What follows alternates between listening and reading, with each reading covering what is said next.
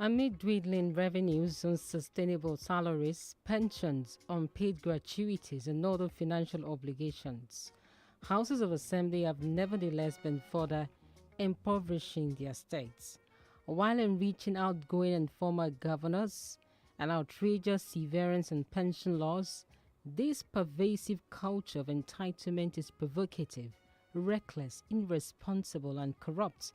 It should be stopped by determined opposition from lawmakers, civil society, and an active citizenry. 18 outgoing governors would supposedly bequeath at least 3.06 trillion naira debt to their successors. Data from the Debt Management Office disclosed this translates to 2.27 trillion naira domestic and $1.71 billion in foreign loans. Despite the prevailing economic crunch and poverty, 17 two-term outgoing governors among the 18 will be entitled to humongous statutory pensions and other perks including mansions, luxury cars, allowances, security and vacation. Yet, these states and Zamfara combined owe 42.5% of 5.33 trillion naira total domestic debts of the 36 states and the FCT, and 38.34% of $4.45 billion of their combined external debt. Comparatively, the total combined internally generated revenue of the 18 states was 275 billion naira in 2021, according to the National Bureau of Statistics. The Taraba state government has strongly denied approving 2 billion naira to purchase luxury vehicles for Governor Darius Ishako, his deputy, and his wife's, days to the expiration of their tenure, a report that had ignited public dismay. But in Benue, Governor Samuel Otom proposed a backdated former governor's pension bill to the State House of Assembly to be given utmost priority. Benue, in the real sense, struggles with poverty, insecurity, labor agitation. It has external debt of 30 billion naira, $30 million, and domestic debt of 141 billion naira, but had IGR of only 6.7 billion naira in 2021. Its doctors are owed 8 and teachers 10-month salaries respectively. Pensioners have not been paid for 30 months. Now, a broader coalition of critical stakeholders, in spite of what some have been doing, labor unions, professionals, and CSOs, is required to stop the daylight robbery, as some people put it in some quarters. They should rise to challenge to stop the unjustified severance legislations. The program is The Podium, and my name is Gbolabo, famous school. And of course, we're live on our socials, that's on Facebook, and also on YouTube, 32FM Ibadan 949 Ibadan. That's 32FM 949 Ibadan. Right on Facebook and also on YouTube. All right, we'll take a breather, and of course, the program continues shortly. Don't worry about my mouth, oh. I dey use chewing stick every morning. Because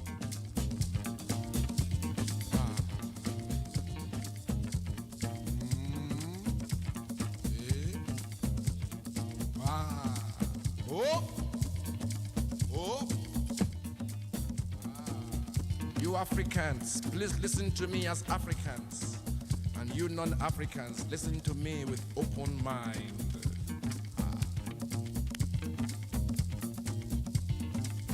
Suffer, suffer, suffer, suffer, suffer, suffer for world. Now your fault to be that. Me I say, now your fault to be that.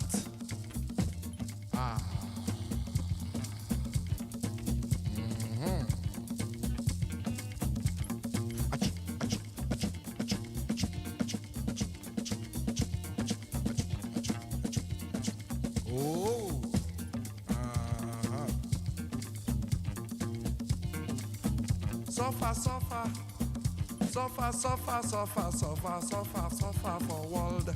Now your fault be that. Me I say, now your fault be that.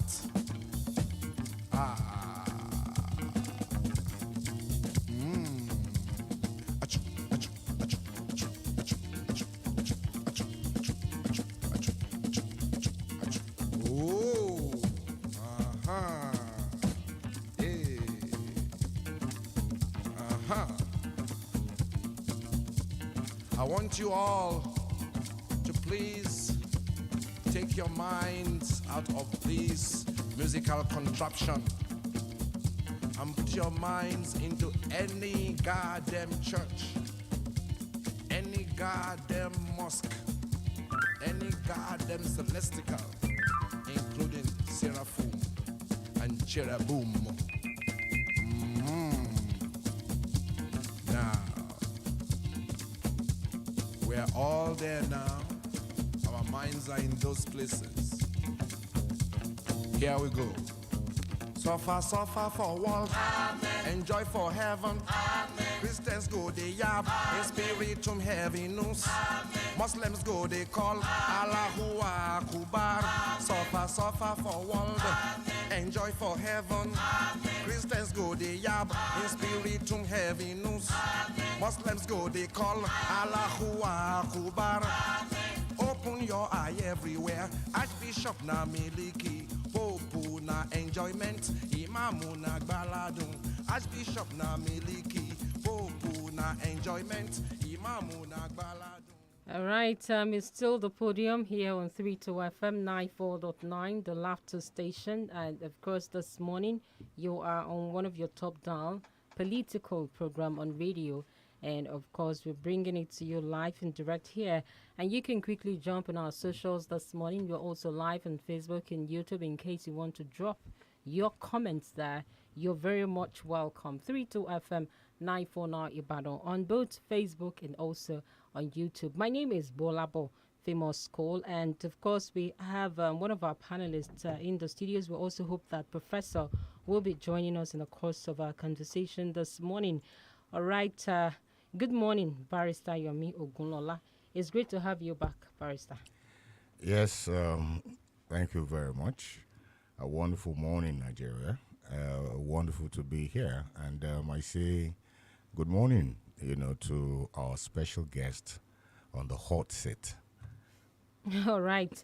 I think I like the word hot seat because it's very controversial. Our guest this morning is a very controversial person, and he does know, as a matter of fact. All right, let me quickly introduce our guest in the studios this morning. We have Professor Jacob Anyotayo.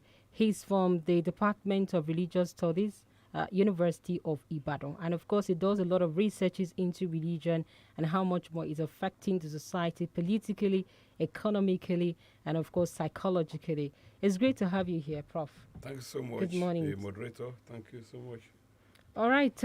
On that note, before we go into the nitty-gritty of our conversation this morning, I just want us to touch briefly on development in Nigeria. Of course, let's quickly take you to what happened yesterday with the Abia candidature of the likes of the governor-elect now, talking about OT and how much more his candidature was ripped off from him. And many people are still shocked, as a matter of fact, that what's going on here. And it's not even affecting just one state that Labour Party has actually brought up candidates and somehow they've won elections. It's also affecting Kano. And now the integrity of the judge has been put under check by a number of Nigerians who quickly dug into his history and like, what is this judge all about and what's his intention? And they also realized that this is not a man with totally clean hands. There have been instances of allegations of corruption and bribery against him. And at a point in time, we had the NDC recommending that he'd be sent on retirement, some sort of suspension without coming back. But that was not ratified by the President Buhari, and that took a while, and it gave him the opportunity to come back to the NDC to review some of the allegations against him. And obviously the NDC cleared him, and he's back to the bench, and this is the judgment that he delivered. Now, are we going to put the integrity of this judge under slaughter this morning, or we are looking at the phase of what happened, the merit of this particular case, looking at the provisions of the Electoral Act and the stipulated time to actually submit the names of candidates and those who are participating in election? All right, let me start off with Barrister. What do we make out of this? What sense do we make out of all of this development? Well, thank you very much. I think the judiciary should be very, very careful.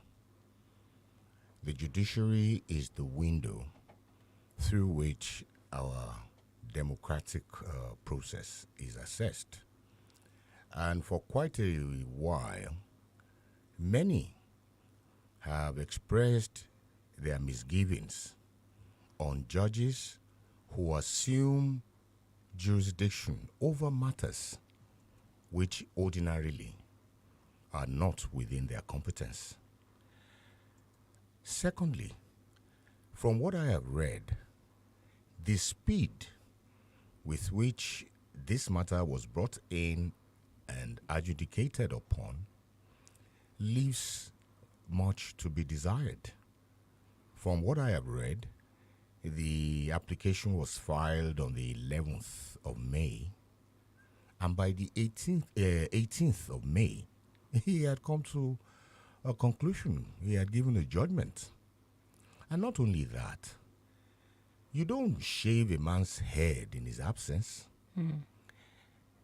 From what we gathered, the people intended to be bound by his judgment were not made parties to the proceedings. Look, the judiciary has to be very, very careful. Very, very careful. Look at what is happening out there right now. There is no law in Nigeria that forbids the inauguration of the president-elect on the 29th of May, 2023. As a matter of fact, wise men in the land had foreseen the possibility of the kind of scenario we have on our hands. Musa Yar'Adua, as then president, had convened the Electoral Reform Commission, headed by Justice Weiss, retired. And it came up with far-reaching resolutions, one of which is that elections be conducted at least 6 months before the expiration of the tenure of the incumbent, to afford, all of these stuff that we see, before there can be inauguration of anybody. All right? By 6 months, it is the contention of that panel that election petitions and what have you would have been concluded. Now, the fact that that panel sat shows a real problem, that we indeed have a real problem, all right? Inaugurating a president when matters are not in court. Why then the agitations all over the place of people who are trying to stop the inauguration at all cost? Why? In my candid opinion, I think it is an indictment on the judiciary. And you may ask why. Because most people are seeing the possibility of undue influence on the judiciary. All right, Barrister. If the president-elect is sworn in. All right, Barrister, I would like you to hold your thoughts because we have to pay some bills. When we do pay these bills, we'll be back shortly.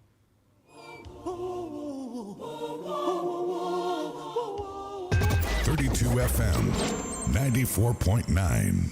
Nǹkan tí mo bá ṣe ò ní fẹ́ mi láì ní òdiwọ̀n. Ó tó gbẹ́kẹ̀lé lójoojúmọ́. Kò sóhun tí mo bá ṣe ó fi fẹ́ hàn mí. Ìfẹ́ tí kò lábàwọ́n ni ìfẹ́ ìyá jẹ́.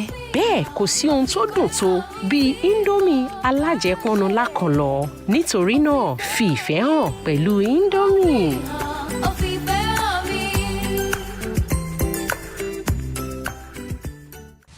Hello, fellow kids. My name is Aloko Moshewa. You must be wondering what I'm about to say, but I'll leave you to wonder for just about 1-2 seconds. Ladies and gentlemen, it's the Smart Kids and Parents Hangout Season 5! David, please take it up from here. Oh, yes! We are excited about our 32 FM Smart Kids and Parents Hangout Season 5, which we hold at the Palms Mall, Ring Road, Ibadan, on the 27th of May, 2023. There would be loads of games, fun, plenty to munch on, and we get to see Andy Yellow! Yes, children, I can't wait to see you. Tell your mommies and daddies about our Smart Kids and Parents Hangout. The ticket can be gotten at our office, 4th floor, Cocoa House, Dugbe, for 2,000 naira only. You can also make payment via our online platform. Visit www.32fm.com.ng and follow instruction. Or you can call Auntie Yellow on 080 36 51 50 50.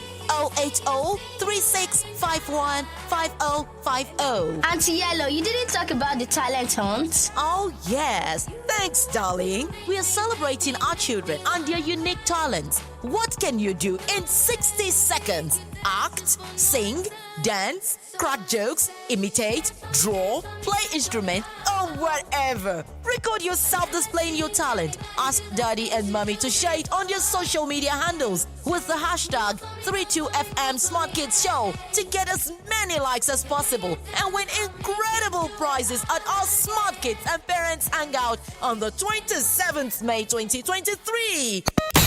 Smart Kids, are you ready? Yes! Canada needs immigration to massively drive our economy and help fill the huge labor shortages. The government of Canada will allow only those who will be employable to get the permanent visa. Jonathan King Limited will assist professionals, graduates, and artisans in various fields and trades to go to Canada and prosper.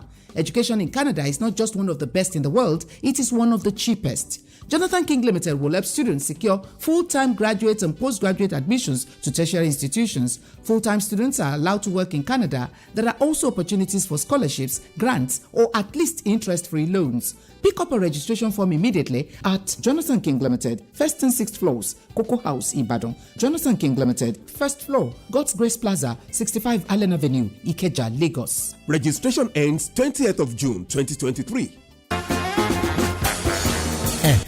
Gbogbo aláboyún àtẹ̀yìn ìyálọ́mọ ilé ìtajà àrà ọ̀tọ̀ kan ló lalẹ̀ ń bàdàn yìí fún èyíkéyìí èròjà ìtọ́jú àṣẹ̀ṣẹ̀bí ọmọ kókó tó fi dórí àwọn ògo wẹrẹ. His Praise Babies Shopping and Retail Mall ló ń jẹ́ níbẹ̀ lẹ ti máa róríṣiríṣi èròjà ìtọ́jú ọmọdé tẹ́ ẹ bá ń fẹ́ bíi diapers, aṣọ àti bàtà ọmọdé, oúnjẹ ìkókó àti bẹ́ẹ̀ bẹ́ẹ̀ lọ. His Praise Mall and Supermarket tún nílé ìtajà àgbàlódé fún ọ̀pọ̀lọpọ̀ ohun èlò ilé tó fi mọ́ oúnjẹ rẹpẹtẹ. Ojoojúmọ́ làjẹgbádùn búrẹ́dì ń jáde ní bakery wọn. Bákan náà sì tún ní oúnjẹ àjẹpọ̀nù láwà ní Fortune Royal Lounge nínú ilé ìtajà His Praise bíi Chinese rice, àwọn oúnjẹ òkè òkun pẹ̀lú oríṣiríṣi nǹkan mímu tá a fi gbádùn ẹ̀mí ẹni. Ìròyìn tó àmójúbà o. His Praise Mall àti Fortune Royal Lounge wà ní Diamond Building tẹ́lẹ̀ lẹ́bàá Methodist Church Bódìjà Ìbàdàn. Ẹ̀rọ ìbánisọ̀rọ̀ 0803-2805-258. His Praise Mall and Supermarket tó fi mọ́ Fortune Royal Lounge. Ohunkóhun tẹ́ ẹ bá ń fẹ́ ojú kan ló wà.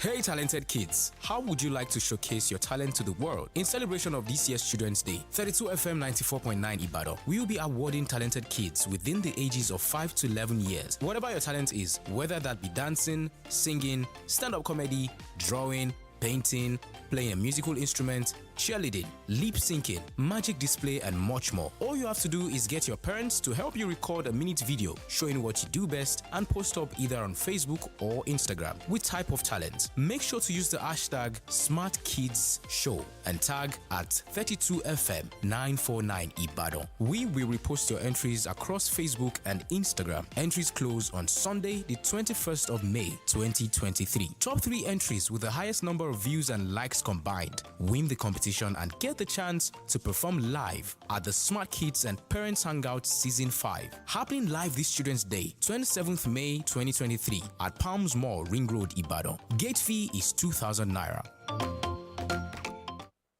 You're listening to 32 FM 94.9.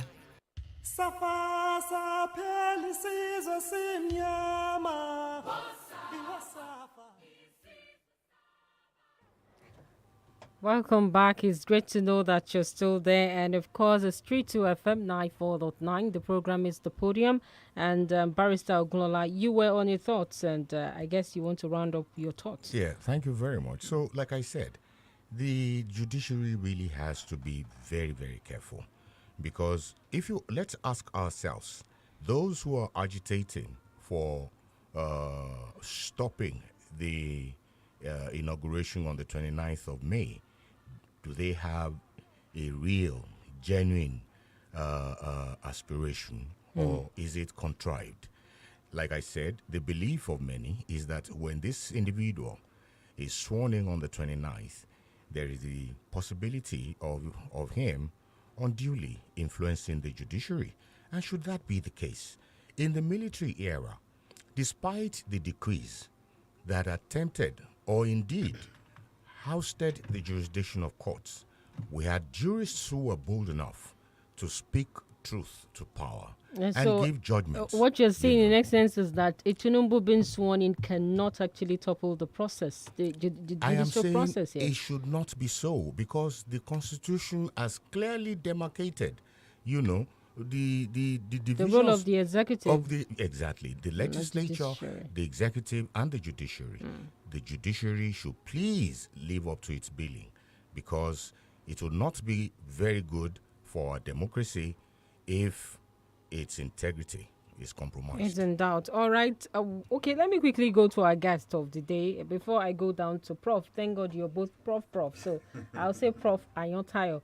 All right, looking at this development itself, now we have Muhammad Yunusa denying the fact that he ever made a kind of pronouncement that took away the candidature of governor. That's Dr. Alex Oti. That's the governor-elect for Abia State here. As a matter of fact, he's saying that particular case is not even before him to start off with, for him to make such kind of pronouncement. But it's a little bit complex. And of course, he still went ahead to say that 30 days before primary election, members of the first respondent, that of other political parties, that's the first respondent in this case, which is the Kano case, and of course, other political parties must have 30 days before primary election in compliance with Section 77, subsection 3 of the Electoral Act to have all their details been submitted to INEC. And he went ahead to say the section states that a party that has not complied with the Section 77, subsection 2-3 of the Electoral Act 2022 cannot be declared winner of an election. Now, how do we look at this? Is politics coming into court? What do we make out of all of these instances? Or the provisions of the Electoral Act has been breached here? All right, Prof. Ayotayo. Okay. Prof, please go ahead. He has passed the buck to you. Okay. Well, if you follow the tradition of the courts, what you find is that even if he has made that pronouncement, it will not be the final arbiter, right? Arbiter on that issue. And that's why it's important to sometimes be patient with the process, because ultimately, that's why the governor himself elect announced to his supporters that no shaking, that is going to be inaugurated on May 29, and they can take the case to a higher court afterwards. What is really baffling or unsettling is actually this whole idea of bringing the courts into political problems, not in terms of their traditional function of adjudicating, but having this fake news or whatever, all these rumors around the court is not helpful at all. And I think the very important point that Barrister has made concerning the judiciary is also that we should not lose hope, even though there are some of these tendencies concerning what's going to happen once the governors elect or the president elect has been elected. That even under the military, where there were ouster clauses, some judges were bold enough, to defend the interests of the judiciary. So we look forward to the cases moving from one court to the other and having a chance to come before justices and judges that have reputation, that have integrity, that can speak truth to power, that can defend the interests of the judiciary. And some of us believe that all hope is not lost, that we still have some of them, and at the appropriate time we'll see their hand. All right, Prof. Ayotayo, what do we make of this Lamidi case, Lamidi Apapa, if you have to actually look at this issue on the basis of merit? We've been having instances of this kind of crisis happening within the Labour Party, and they are in court now saying, as a matter of fact, that the elections, they were not satisfied with the process. Now, internally, the political party is also aggrieved in the leadership tussle itself between Apapa and Abure. And now a court of jurisdiction has actually said that Abure cannot parade himself, given the circumstances on ground, and of course recognizing one way or the other Lamidi Papa, and that has been a major problem within the political party structure. Now they've accused Lamidi Papa has actually accused Obi and Aburi of actually setting him up when we saw him almost being lynched at the tribunal itself. What do we make out of this? Is it healthy? Thanks so much. It's a product of the fact that everything is wrong with us. Everything is wrong with everybody in this country, including those of us who are in the studio here, because the normal things that need to be followed are no longer followed. And from my own angle, I see that as a product of moral failure. One is not even sure what is happening. You can hardly define anything. Everything has lost shape and definition. So if a party is fighting within the party, you cannot see there's a problem. I've discovered over time that the concern of the politicians is different from the concern of the political followers. There's a very big gap between what the political office holder believes and what their followers actually believe. It appears there is a concern for self as far as Nigerian policies are concerned. So that account, you expect that kind of contestation, power struggle among them. It's a bad sign, and that is why we need to go back again and understand what policy really stands for. And most times, like Professor said, most times there's this suspicion and mutual suspicion. And I've discovered one thing, that in most cases, an average Nigerian is illiterate, ignorant of what policy actually stands for.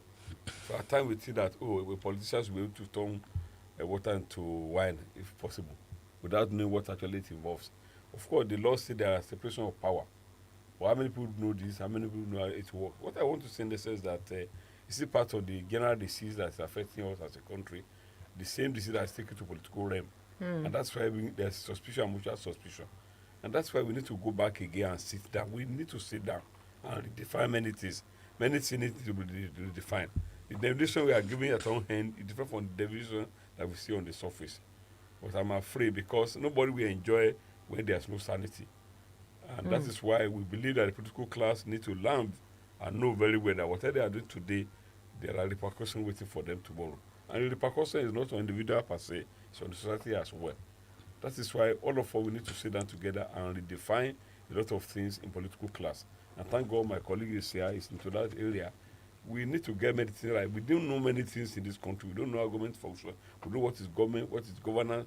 We are just working anyhow. Like the man was nearly lynched in the court. So what law allows that? What convention allows that? It's abnormal. So I'm just worried as a person, and I don't know where we are headed to. Like the case of Futi, the man said, there's no worry. You are not sure.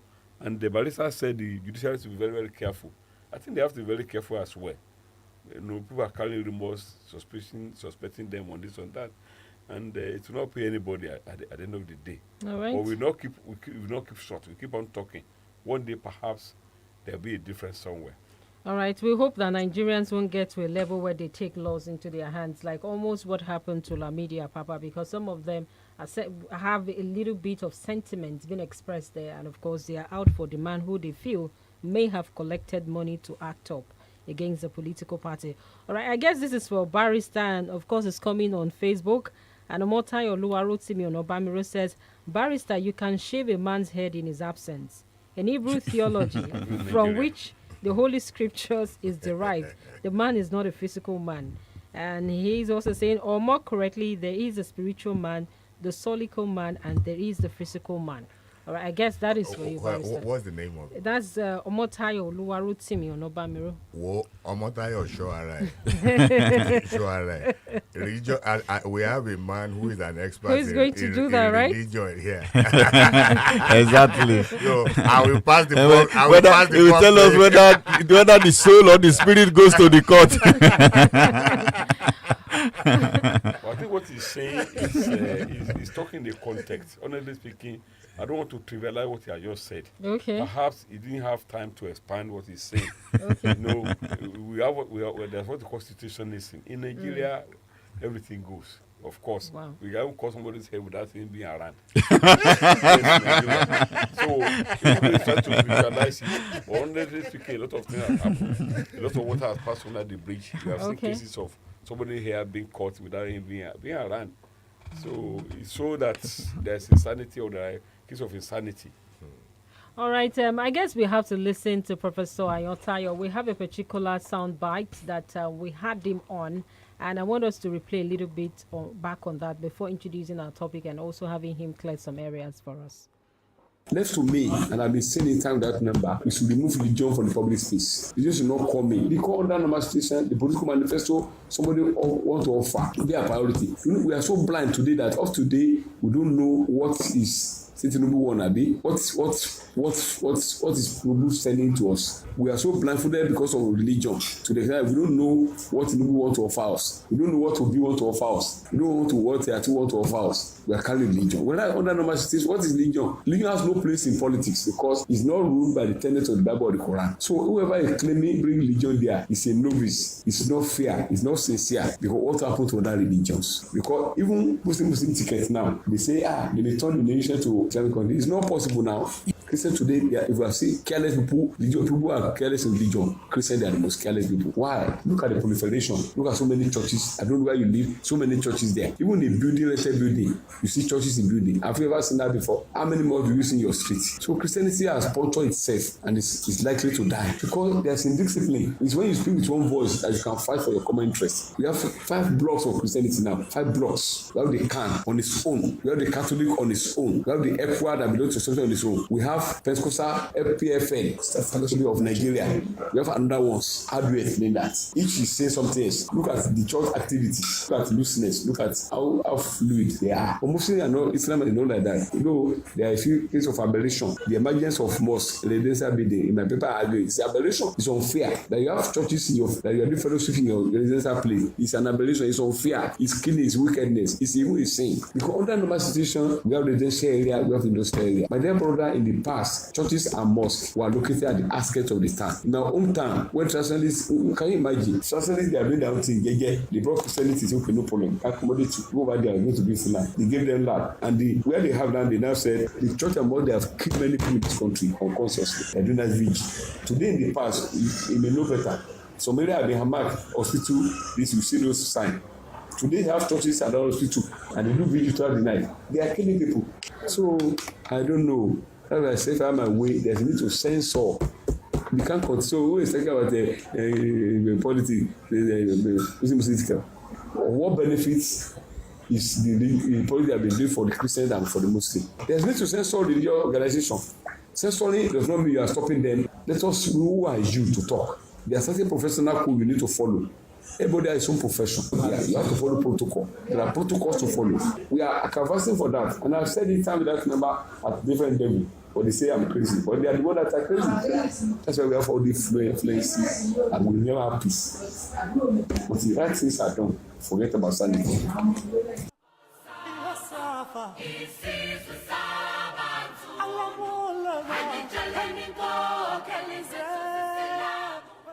All right, you're welcome back. You're still on to the podium here on your laughter dial, 32 FM 94.9. My name is Gbolabo, famous school. And of course, you heard from Professor Jacob Ayotayo there, all the way from the religious department, religious studies department from University of Ibadan. All right, quickly, Prof, you actually made a lot of assertion in that particular interview. And of course, you talked about how much more religion has been tearing off the fabrics of unity in Nigeria itself, and you're not happy about the process. But then let's also look at how sensitive religion is and what you're canvassing for. In the Nigerian context, we know how much more religion played, or religious activities, religious permutation played in this election, talking about the presidential election itself, how much more even Khan stood up to say that we cannot Islamize Nigeria, as the case may be, like what happened in Turkey, for instance, where you have the Christians, some sort, being taken off. And of course, it's more or less like a Muslim country compared to what we have before. Now, if you look at all of these instances, is it healthy to ask for what you're saying, to say that religion should be censored as a matter of fact? Does it make any logical sense? Yeah, it makes so much sense. We need to get it right from the beginning. What is this religion we are actually talking about? We are talking about Christianity and Islam. People are raising eyebrow about Muslim tickets. I say, what is the headache there? Under normal situation, politics is about governance. Where everything is normal, we talk about political manifestos. Thank God my colleague is here. He knows better on this matter. But in the past, we are familiar with even Barrister all this, who know all this. I remember 1983, we are talking about UPN, NPN, and they are talking about, they have their cardinal principles or what they intended to do for the public. We are aware of that. Now we are not bringing religion. I will say which religion? Christianity and Islam. And most Christians are crying that we have Muslim ticket. With the belief that their Christianity have been marginalized. I just laughed. I said, who is marginalizing who? But let us know one thing. Before Christianity and Islam came, there have been other religions around, traditional religion particularly. Now, when Christians are arguing about being marginalized, what happened to other religion practitioners? You want to call them minor or minority. Minority is not a sin. It's a matter of figure.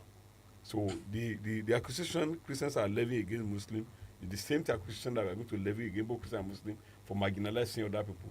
We have other people, Nigerians, who are practicing great message, El Kanka, Hare Krishna, Guma Raji, among other things. Today, many people can come out and say I'm a traditionalist. Nobody is talking about them. Honestly speaking, we should not bring religion here because religion is being used to hypnotize people, to cover our face and to block our sense from reasoning logically. Because what do we need to do? Religion politics has to do with governance. It has to do with what we intend to offer the public. When I'm talking about censoring does not mean we are going to reduce or remove religious freedom. It's already in the Constitution. But don't forget, the same Constitution gives allowance what is called secularism. It is stated clearly in the Constitution, but Barrister knows better, that the country will not adopt any religion as the state religion. So, but today, Nigeria is doing something else. And I've showed it in many of my write-up. You can see even politicians bringing religion into it as a bait to win their followers. The government of Nigeria engaged in holy pilgrimage, sending people to Mecca and Jerusalem. I said, what do you mean of that for? And on that account, let me tell you, this has generated a lot of controversy.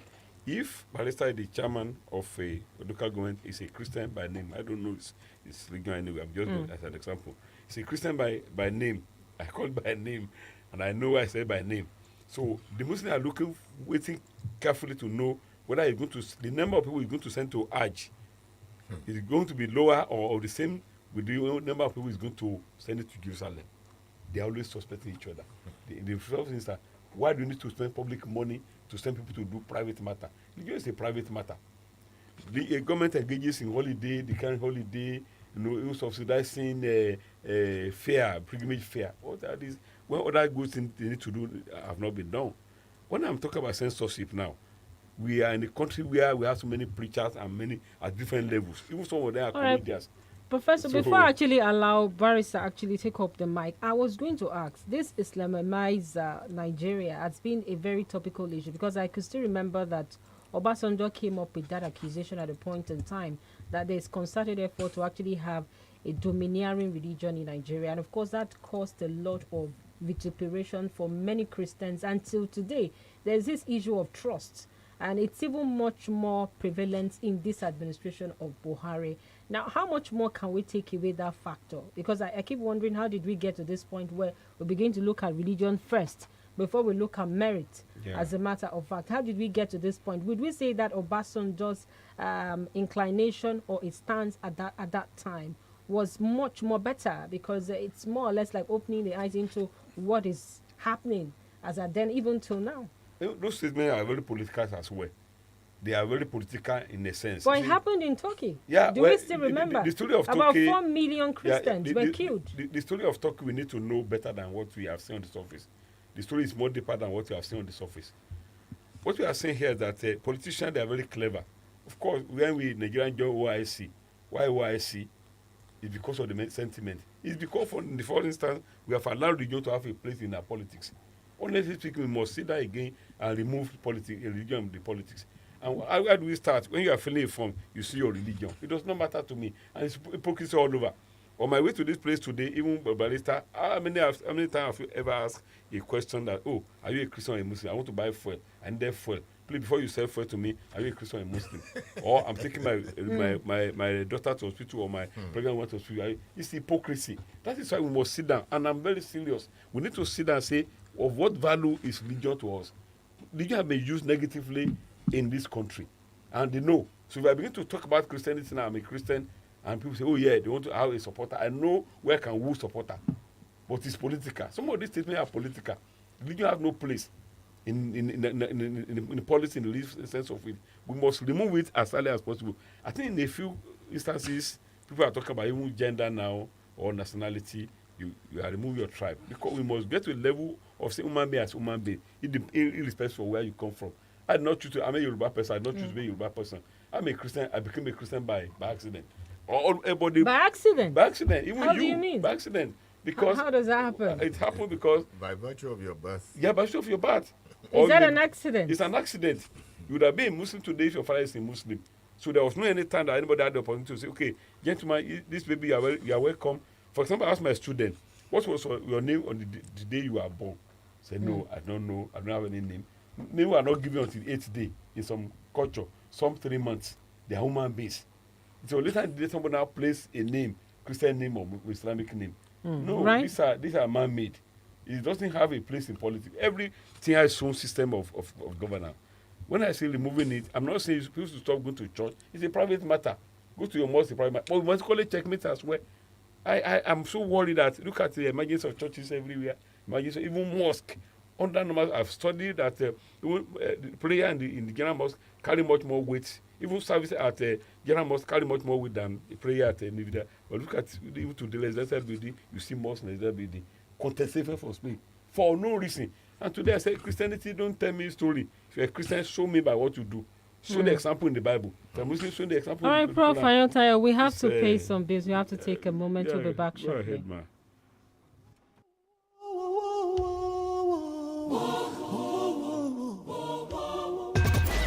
FM 94.9. Katawa 13 years anniversary mega promo, 20% discount. Ilare. Gbogbo Ìbàdàn kí wa kú oríire.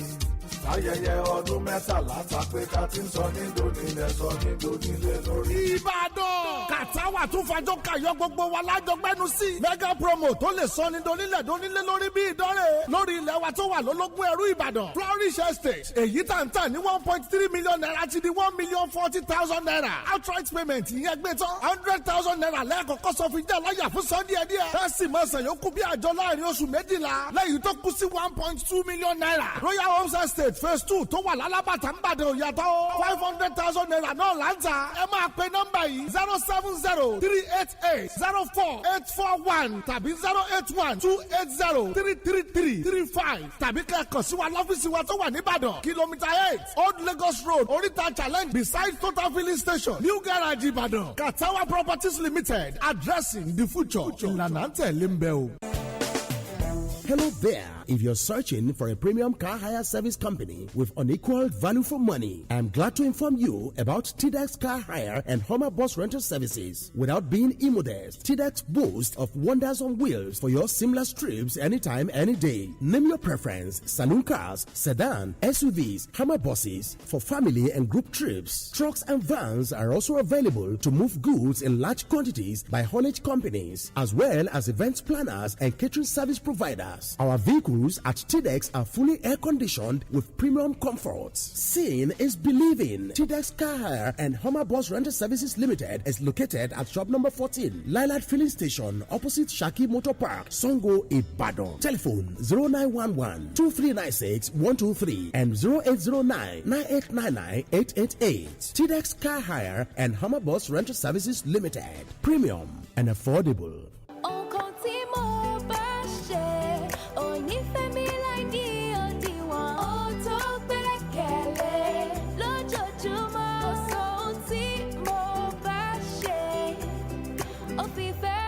Ìfẹ́ tí kò lábàwọ́n ni ìfẹ́ ìyá jẹ́. Bẹ́ẹ̀ kò sí ohun tó dùn tó bíi Indomie alájẹpọnu lákànlọ́. Nítorí náà, fi ìfẹ́ hàn pẹ̀lú Indomie.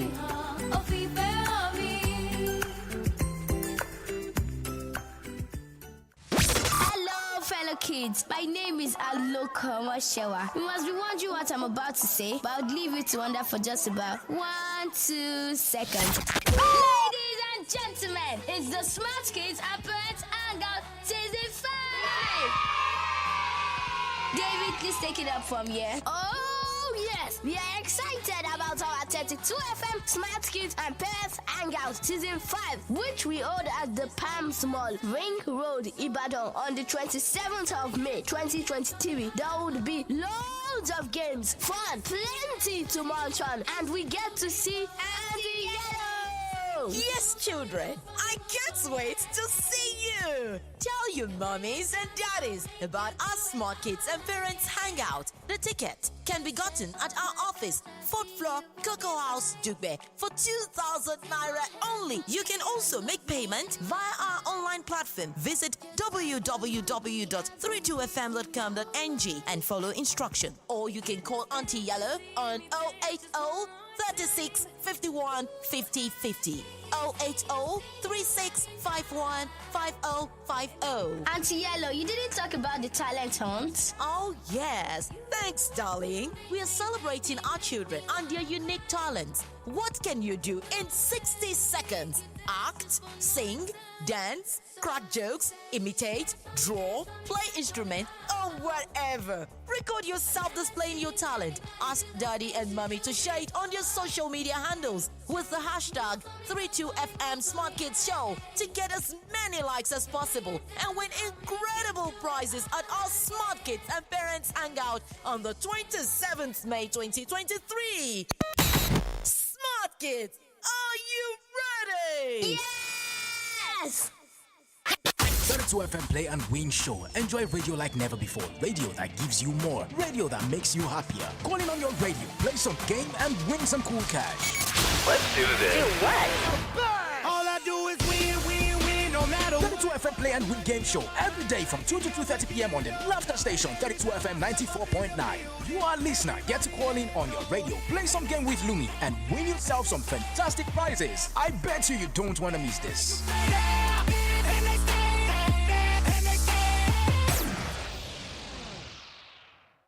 You're listening to 32 FM 94.9.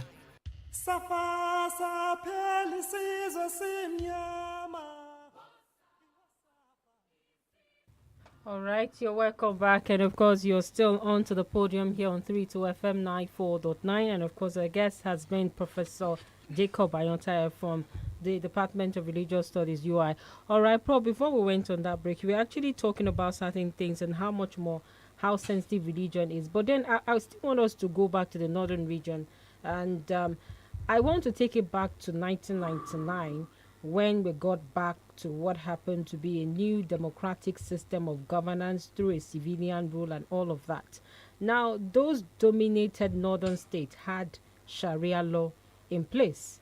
And now, are we on the same page when we begin to talk about censorship of religion? Will it ever work in that part of the country? Because obviously they are punishing individuals who have actually blasphemed, like what we saw Deborah Samuel suffered as a result of what we call blasphemy of the Prophet Muhammad. And that's a very sensitive issue even up till date. Even the clerics, the Islamic scholars find it very difficult to talk about it because they feel those are very sensitive topics. Now, when you begin to have this kind of conversation, in the northern region, they have gone beyond what we do even in the West or the Christian community. They are using it as a basis, as a yardstick to punish. And of course, you have Sharia courts as a matter of fact. Now, would we now say that the Constitution does not recognize all of this aspect? Then why are people being punished under the Sharia law in the northern states? And of course, we know as a matter of fact that the issue of religious war started as far back as 1953. We know that the likes of Babangida, the former head of state, tried as much as possible to bring up a conference in that regard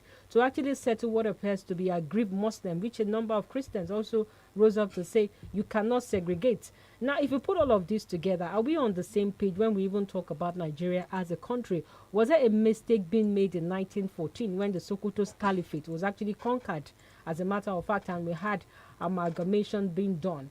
What exactly it is that we say that we would do in terms of religion today that it would affect the North? Thank you so much. I am happy you used the word mistake at a point. In history, religion has been, like Kamak said, religion is the opium of the masses. The use of religion is good. Religion has no problem. But the problem we have today in religious circle is a product of abuse of religion by practitioners of religion. all along in history, even before now, before 1950 or those years you have mentioned, in history, you have been seen as the opium of the masses by Karl Marx, and he was actually asking for the death of religion. But at that time, he was even telling us that rich men were staying in the castles and poor people were staying at their gates. And we told them there is no worry that their rewards are waiting for them in heaven.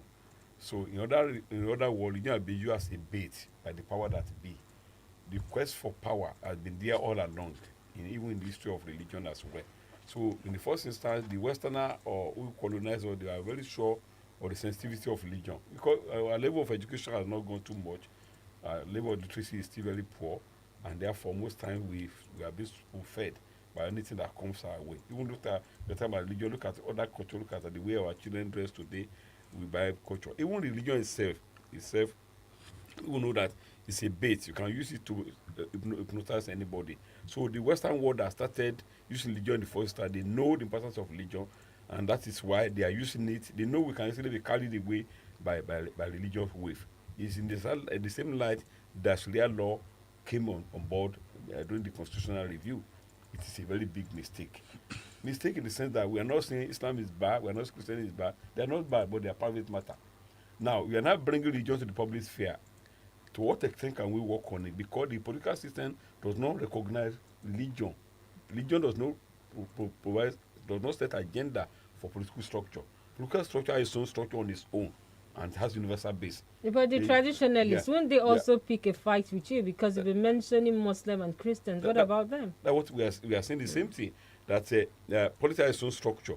But people know, it's like we, the parents, we know what our children like. Even when we offended them or they offended us, we want to seek for their peace, we know how to carry them. What I want to say in the sense that it is an error to bring religion to the public sphere.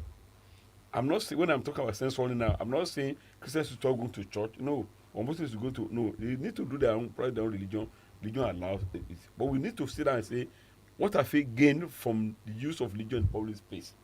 If you sit down, we are going to see we have lost a lot. A lot. I was talking about, look at religious identity. The idea of Sharia, some of our students, they are wearing hijab today. So what's the meaning of this thing? Some pastors wear cassock. In my department, when you are coming for serious academic work, we don't allow them to wear a cassock or religious paraphernalia. We want to deal with you as a student. Let's understand one thing. We have different paths. As we are here, we are in the studio here, and we are all in the studio here. We are colleagues in the studio here. We are attending to you or we are attending to us, but we are not contemporary. Everybody has different shapes. We need to understand that, and the video you see is not only a religious person, it's somebody something elsewhere. And that's why I'm canvassing for we need to remove anything religious in the public space. For example, I do tell my student, once you have done very well, I wish I can give him a pat on the back. But he's wearing hijab, and it's against the law of Islam to touch somebody who's not your wife. And this has widened our relationship. In our society, we live together. Nobody can live a life on an island. I said it somewhere else. Everybody, we need one another. You see, sometimes I was in Bodija. I saw the yarn they brought from the north. The northern needs the southerner. We all need one another. We are born. I'm a Yoruba person by birth. I'm a Christian. Although I wasn't a Christian in the first instance, I became a Christian by coercion. It's a long story. I'm not telling you that now. But in any case, I am what I am today. But we still need one another. Like I said, nobody bothers who attend to your wife in the hospital. What I'm not saying, we have seen that we have lost a lot by bringing religion to the public sphere. We need to sit down again and say, what do we do? And what are we now talking about? Even the values so entrenched in the religion, they are universal base. I was telling somebody somewhere, the cardinal belief system, the golden rule, do unto others what to expect other people to do unto you. Do you know it's not only cardinal in Christianity and Islam? Islam say you are not a believer until you wish for yourself what you wish for your brother. You look at traditional religion and say, Tabangi Ginibu Kafi or Lora anyway. So all these are very cardinal religion. Let me tell you, Christianity and Islam, how old are they? Whereas religion is the product of culture. So what I'm not saying is that before you can go too far, we must be careful and stop allowing politicians to use religion to divide us. All right. And that's why we are worried. We have not gained anything there. But if anybody is so moved by his religious tenet, let us demonstrate it. All right, Barrister. Yes, thank you very much. Our wonderful guest has tried very hard, to answer a part of my two-pronged question, and that's his submissions on the nexus between religion and politics. We know that, for instance, in the Western world, that nexus appears to have been broken a very long time ago. The separation between the church and the state. But I'll still ask, why is it impossible for us to break that nexus in Nigeria? That's on the one hand. And the second one is this. I have seen quite a number of Nigerians who traveled abroad, and after a couple of months, they call back to say, come and see you.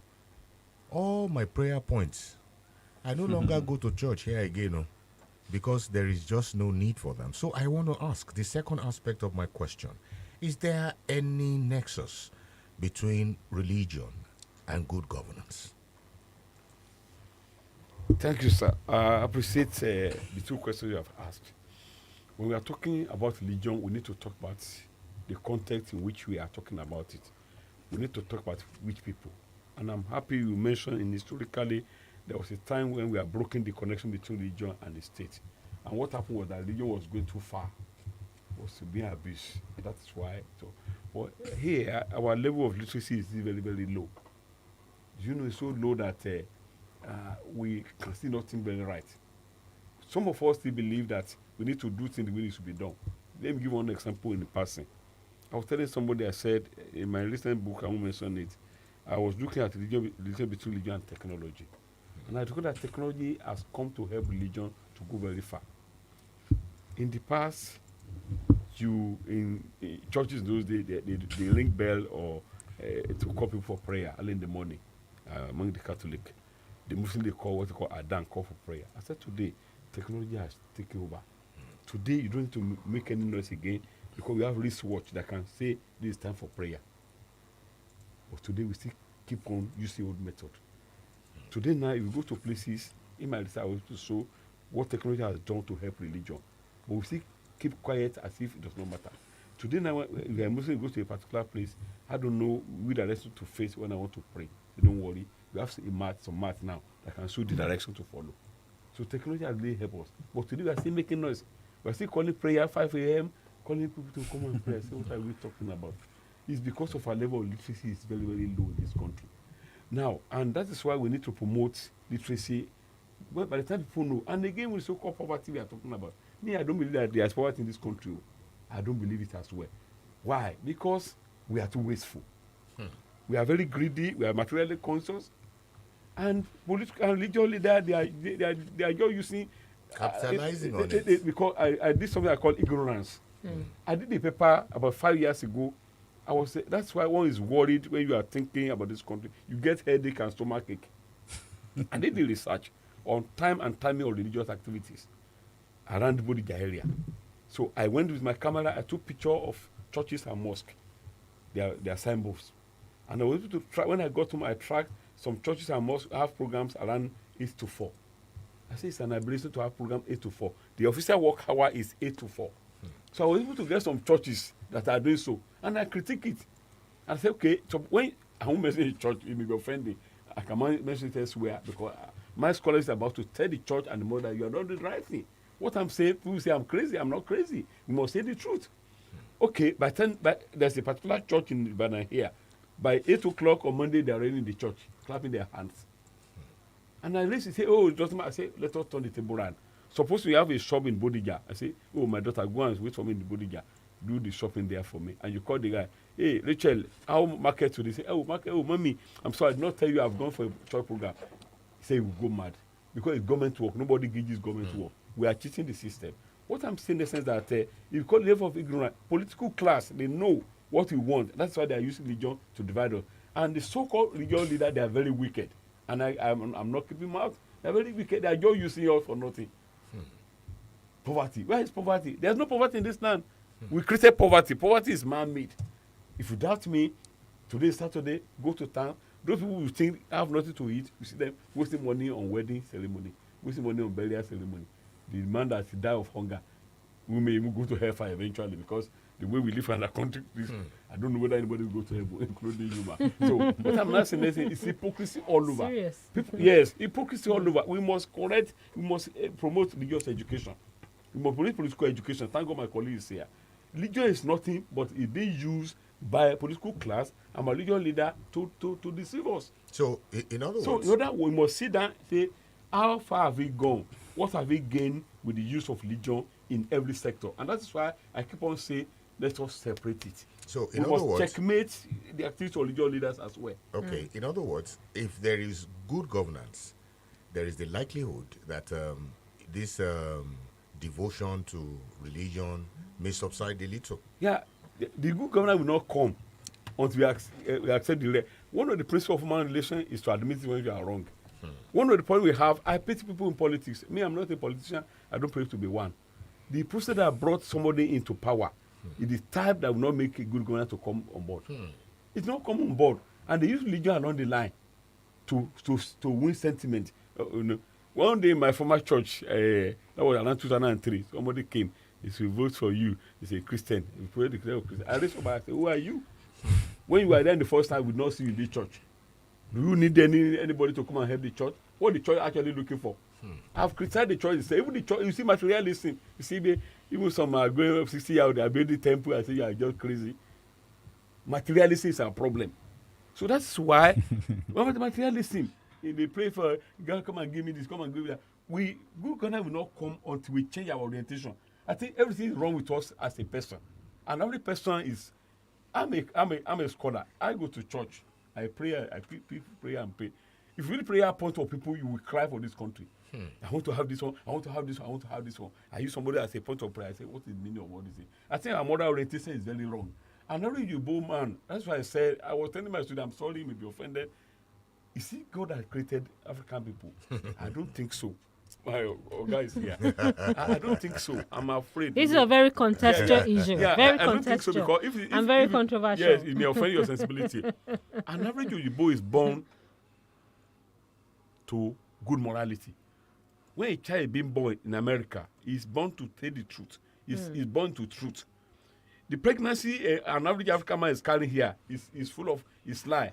I want to see Professor Ayede. He just came from a journey and he's tired. He needed to rest anyway. And if I check him in the house, I want to come and say, look, you say, tell my people, anybody that asks after me, tell me I'm not around. Because he wanted to rest. If he does not say so, he will stop his speech. But by the time he says to say, he's very arrogant now, he's a very proud man. He wanted to see, he said no. But you say, I'm sorry, I don't want to say anybody.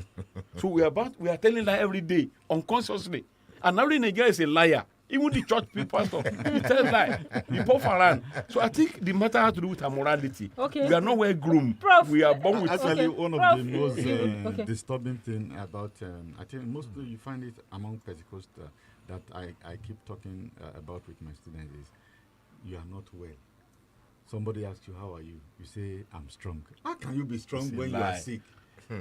Because you think that if you say what you are saying will affect your condition, but it really doesn't. So I think there are a number of issues we need to look at when we are talking about religion and politics, because what we have done is to move politics into some kind of identity, religion into some kind of identity politics, where the essence of religion is not God, it's about us. And you get to a situation where material calculation trumps everything. Yeah. Because you are successful only if you make it. And when you make it in religion, disregarding all the rules, you go and say, God gave it to me. So I think we actually misapplied religion, and we need to pay attention to it. But we can't run from the fact that we are a multi-religious society. Yeah. And you can't also run away from the fact that in some religious groups, there's no separation between politics and religion. It's actually really very important to recognize that the whole idea of secularity is derived from our legal system. And if we don't uphold it, then it's just on paper, which is actually the problem that we are facing. Because when people get into power or they are seeking power, it is what will make them win election that they will focus on.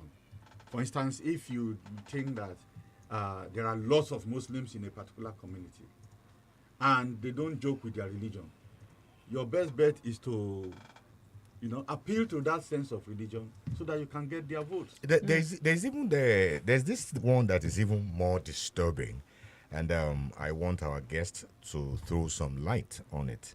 The idea of these so-called religionists becoming the new Nostradamuses. Prophecies and what have you. There is a particular one who appears to be sharing breakfast, lunch, and dinner with God because he reels out prophecies per second. And then you start wondering. Well, they now use, you were talking about technology. They use social media. There's a lot of prophecy. So it now appears as if you are a prophet and you are not prophesying, then you are not doing enough. Maybe your followership will. You are saying predicting. Predicting the outcome of election. You call it prophecy. No, that's prediction. I mean, you say that Ashwaju is going to win the and they still come back to give reasons. Lose the primary, and then you come and reverse yourself again. Give reasons why it didn't happen. Sir, what do you think is playing out here? What is wrong here? Thank you so much. Like a point of correction quickly. There's a religion, where Islam particularly we can defend it anywhere we go. Islam say there's no separation between religion and politics. I say it's not true. We have been saying we need to understand it. It's not true. That's what religion teaches. But we should not forget that we are here. We are not in Arabia. And every religion is a product of culture anyway. Islam is a product of culture. Christianity is a product of culture. And we have our own religion as well. And though they are trying to step down our own religion, it will not actually work. Yeah, we see a lot of life all over. I'm doing some researches now. Like the example, when somebody is sick, he says you should say you are all right. It's a lie. You are telling lie, open lie. And it's one of the things brought by Pentecostal churches. And that's why I'm doing some researches now on testimony. And some of them have entered our culture. For instance, Yeah. I'm doing some work on testimonies now. You see some testimony now. Testimony is nothing but promotion of self and showcasing self and even telling lie to woo people to your, maybe you are doing business, I'm doing this, I'm doing that. No, we have seen all this lie all over. That religion cannot be separated from politics. It's not possible. They are different entities. For example, even where we have Sharia law, it's just a joke. We have Sharia law in other parts of the country. We have to question who ruled the state. Is it not the governor that was elected or selected or handpicked? So religion is just by the way. Under normal situation where people talk about there's no difference between religion and politics, it only happens in a country where the culture allows that. But now we have the Sultan of Sokoto, who is the head of Islamic world. But we still have the governor of Sokoto state, who is leading Sokoto. So people are using religion to actually cause wahala because that's the best way to catch our attention. And we did this. I was just looking at the picture of Tinubu and his wife when he got the certificate of election return. I saw the wife wrapping herself with something that looked like hijab. I just laughed. But this one is a Christian as well. He's a pastor in the church. But to win the sentiment of people, he's not a Christian, not a pastor Christian. He's a Muslim. Can you see? He's wearing hijab. Just he has studied the sensitivity and the sensibility of Nigeria. It's part of us. Even on what I wear, what he wear, I become an issue. Yeah. And he's very conscious of that. That the husband is a Muslim, and he wants to win sympathy of the Muslim. So he has to put on a par now. I do content analysis to cover ourselves so that he's a Muslim. He's a Muslim on paper, or he's a Christian somewhere else. Okay. All over. So all these things are happening because we are yet to get it right. Religion is something that people are using to hypnotize us. And that is why we need to, and I think we are taking the lead, we We need all of us need to sit down together and look at what have we gained with the use of religion, what have we lost from the use of religion. All right, Prof, we have to pay some bills more. But then I'm wondering how judgmental religion has been in Nigeria, because it's more or less like we practice a judgmental thing here, not even the dictates of what the religion is saying. Like if you look at Islam, they say you can't say this against Prophet Muhammad. Even in Christian community, you're not allowed to do this and that. Even the same Bible will tell you that the judgment is not for you, but of God. Now, are we even practicing the religion the way it ought to be practiced? And secondly, also looking at Boko Haram. What damages has Boko Haram brought into the society? Because now it's more or less like these are people who see every other person as a ram. Yeah. They are much more sainthood. They have sainthood more than us. Now, the question of judgment, is that not where the problem is here? No, it's an error. Even Prophet Muhammad, peace and love be unto him, even though people insulted him, he had never asked anybody to kill anybody on his behalf. Those people are killing the name of Muhammad. They are ignorant. The Quran has never asked anybody to kill anybody on behalf of Muhammad. He himself was insulted. He was insulted. He was careful. He was okay, allow this one. He gave allowance for religious relation. And you look at the Quran. Quran gives allowance for what you call religious pluralism. So what they are giving to you, mention those prophets step by step. So what is happening is the political religious leaders that are using their followers, which I call even today. in Christian goods too. The same thing. Does he allow? No. They are making judgment. So many judgments all over. All these are done because the pastor himself, the imam, they said they are theological illiterate. I watched one clip yesterday, I just laughed. Bringing their own idea into it. I think we'll come to that after. All right, we have to pay some bills there. We'll be back shortly.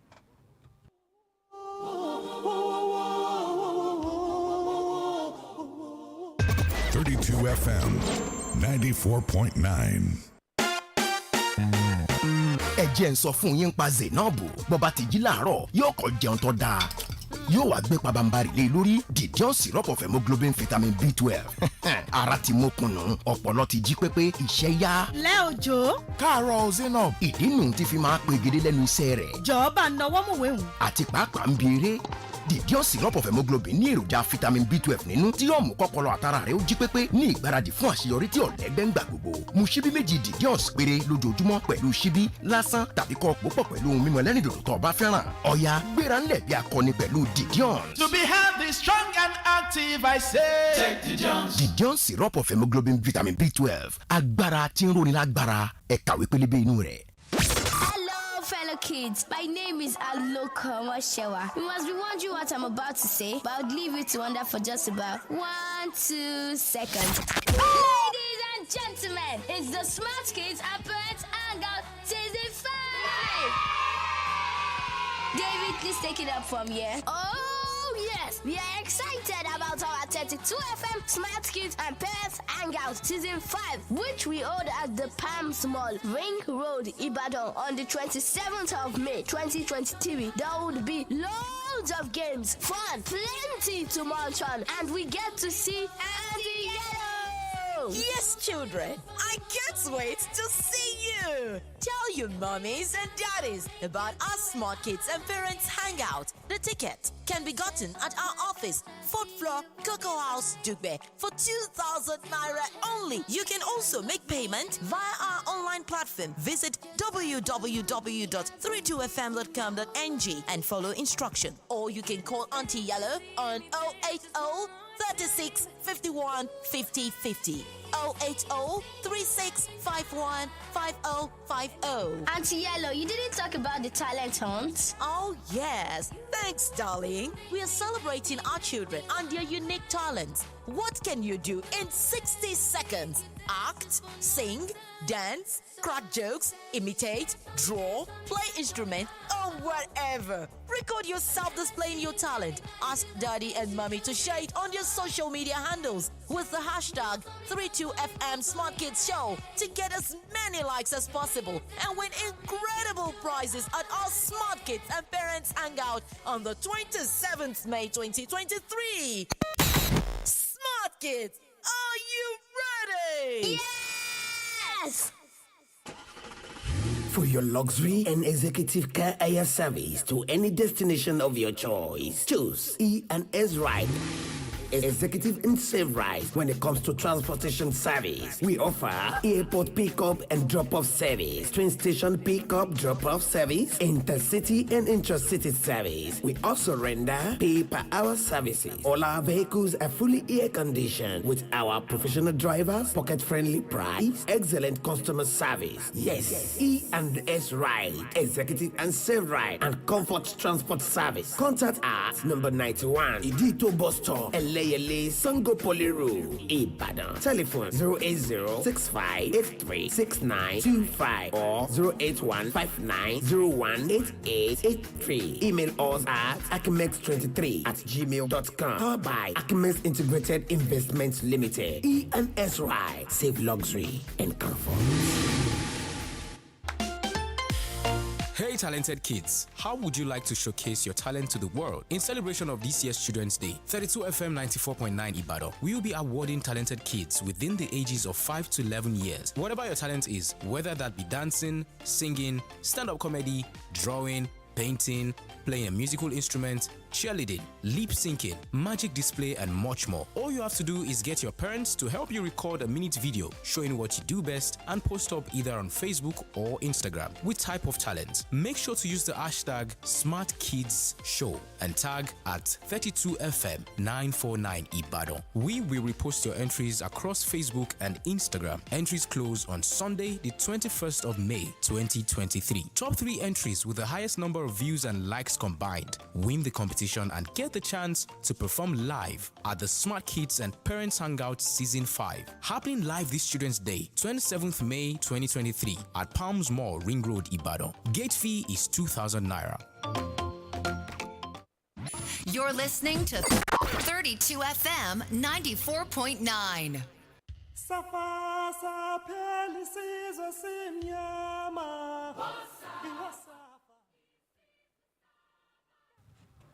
All right, you're welcome back. And of course, you're still on to the podium. And of course, this is your laughter dial, 32 FM 94.9. And of course, the panelists are still seated in the studios. And our guests for today, we still have Barrister Yomi Ogunlola with us this morning. And of course, our guest in the house, Professor Jacob Ayontayo, all the way from the Department of Religious Studies in UI. And of course, Professor Remi Ayede, too, in the studios. All right, bro, before we went on that, I'm also looking at this very development. The Emir of Kano, Alhaji Aminu Ado Bayero, has urged President-elect Tinubu Bola Ahmed Tinubu to establish the Ministry of Religious Affairs to promote interfaith dialogue and peaceful coexistence in the country. And he made this particular call on Friday. He described Kano as a bastion of peace, harmony, and peaceful coexistence where followers of various religions have no axe to grind. Now, what do we make of this development itself? And of course, the clarion call is making on the president-elect. Yeah, I want to appreciate that clarion call because it's about relationship. We all interrelate with one another. Nobody is an island. A needs peace, B needs C. So anything about relationship, we need one another. And we relate at different levels, at religious level, at political level, at social level, at different levels. So it's true that Kano is known for religious peace. I think 2008 I was there for a conference, and it was actually sponsored by the then governor, and it was noted that it is one of the states that has peace. Yes, even Sokoto is not equally bad as well. But I think it's making that clarion call on the ground that we have cases of religious intolerance and problem at one time or the other. And that is why we may need to do that. I think there's a body, I see now reckon, that is already there to actually bring interreligious faith. And bringing religious faith is not sufficient. We need to actually provide information about what each religion stands for. And we have been canvassing for it at a point that from the beginning, at the infancy level, from primary school level, it's important for religious study to make a compulsory subject for everybody. And which religion, at least majorly, the 3 major religions in Nigeria, let us know what each stands for. And I'm telling you... The 3 major religions here are what?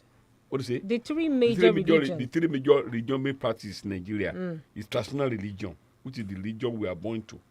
Then Christianity and Islam. But is it inculcated in the school curriculum? Because that's a major question. That's what I'm saying. We need to go back to the drawing board to ensure that from the beginning, we make religious studies is a compulsory subject for everybody, including a traditional yes, religion. including traditional religion. I'm telling you, this religion are very Are good. they documented? Because that of the traditional religion, Oh, it's they are quite documented now. very contextual. No, they are documented. Even you see, like I said, when I say hypocrisy, you get worried. Let me give one simple example. If you look at the Bible today and the Quran, the Yoruba Bible and Yoruba Quran, you will see the word God there, Olorun. Olorun is Yoruba word for God. So with the idea of God have been the mouth of personalities before they brought their Christianity and Islam. But when they wanted to write their Quran and Bible, they borrowed that word. So it's not in extinction. It's still there. And we are all practicing it consciously, unconsciously. But the major problem we have is what I call religious ignorance. Look at this one, Boko Haram you mentioned the other time. Boko Haram, that knowledge is haram. No! Islam supports knowledge. Even Prophet Muhammad, peace on, I will not be able to say, you can seek knowledge as far as going to Russia. So, and in history, we are seeing how some Islamic theologians are contributed to the advancements of science and technology, algebra particularly, mathematics. Some of them are factors in the development of those subject matter. As a matter of fact, sir, in support of your submission, the earliest chemists were in the Arab world. Exactly. So how come that someone now come and say knowledge is haram? It's not saying Islam. It's not Islamic. But don't mind, it's part of ignorance. An average Nigerian Christian here does not know, I've carried out research, does not know much about Christianity. Even the pastor that lead the church, he will not know. Why? Because it's a product of culture. Most of the things that I mentioned in the Bible says somewhere, as mountains surround Jerusalem, I surround my people. I say, I have not been to Jerusalem before. So when you get to Jerusalem, you can see how mountains surround Jerusalem. Jesus Christ taught somewhere, say, if your face is as small as mustard seed, I look at mustard seed. My wife went to Jerusalem and brought mustard seed. I laugh. I said, why you laugh? And this is a small seed compared to tobacco seed. I grew up in the village. So Christ used example in his village, this geography. So, but we have our own culture here. So if Christ would be a Nigerian, he would have used tobacco seed, which is smaller. So what I'm saying... This is a very contextual issue here. They're not contextual. And quite very controversial. They are not controversial. They are reality. You can cross-check it because we have geography of religion. The Bible says, the Lord is my shepherd, as not one. It talks about the occupation. Religion is a product of culture. And everything saying that culture is part of what is manifest there. In our own culture here, look at our prayer point, like Barrister said. Our prayer points here is a product of our culture. I pray as you get light, God, let there be light, let there be this. It's because of our culture. And every Nigerian Christian does not know much about Christianity. He relies so much on his pastor or imam. My pastor says so. Who are these pastors? I can sit anywhere and I'll be telling them some of them are theologically illiterate. And that's why we have religion all over. So would you say that's an explanation for indoctrination? Exactly. Okay. And brainwashing. Now, like my guy said, look at Pentecostal churches. They have destroyed the value of Christianity completely. They are preaching. Some of them are comedians. Some of them are motivational speakers. I'm not joking. Even in Islamic setting, I was worried now. In the past 1983, I used to listen to one Islamic scholar. He teaches very well from the Quran. Some of them, they are talking about marriage. If you marry one wife, you are not done with Islam. So many of them do not know what we are talking about. They don't know the religion. They rely so much more on their religious leaders too. And my pastor says so. And some of them respect their pastor. Some with due respect. Some women respect their pastor more than their husbands. So what are we talking about? It's brainwashing. Okay. That is why I want to quickly, sorry, Barrister, I wanted to quickly bring Prof into the conversation because it's like Prof is a little bit quiet. Prof Ayede, what do we also make out of all of this before we open the phone lines? Well, I think that it's difficult to begin to pick and choose or make very specific comments about whether pastors or imams know their stuff. I think there are a variety of doctrinal orientations, even in Christianity and in Islam. And when you look at this array of tendencies, what you can question, for instance, the basis of some of those orientations. But that's why we say religion is a private matter. In a secular state, it's difficult, and that's why the bill that we're talking about to regulate Christianity, the conduct of how a Christian should behave. Yeah, that's why it has attracted a lot of controversy, because by so doing, you're now bringing government into that fair.